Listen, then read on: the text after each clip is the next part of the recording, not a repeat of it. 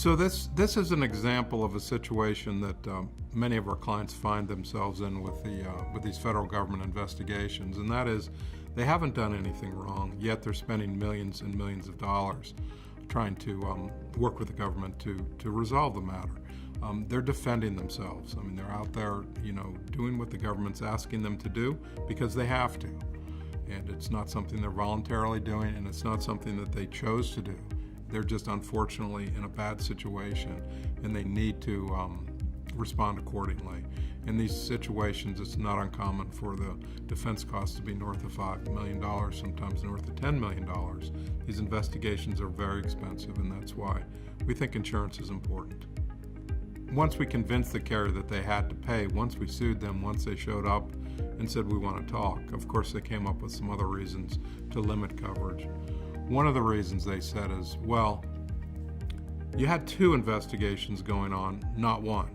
The SEC issued the subpoena, but piggybacking on the SEC, which is typical here, was the Department of Justice.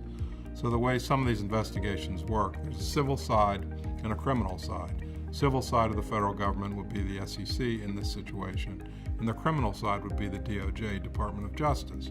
So the insurance company came up with this argument, hey, you got 2 investigations because you got 2 federal agencies looking at you. We said, no, that's not what's happening here. It's one investigation, and the Department of Justice is looking at this as well, over the shoulders of the SEC, just trying to see if something's going to happen there. The defense costs we're incurring are for this one investigation. They said, no, hold on a minute, we think it's 2 investigations. Oh, and by the way, the DOJ never filed a subpoena, so you don't have a claim for the DOJ, so we want a 50% haircut. Oh, so we see you spent a lot of money, but we're going to only pay 50% of it. So we got around that as well with the insurance carrier, but it's just an example of first they may say no. They did say no here. And then second, when they say, okay, we get it, we have to pay, they say we're only going to pay a portion of that. So another example of first, turn around the denial, and second, move the number up from when they say they're only going to pay part of what the defense costs are.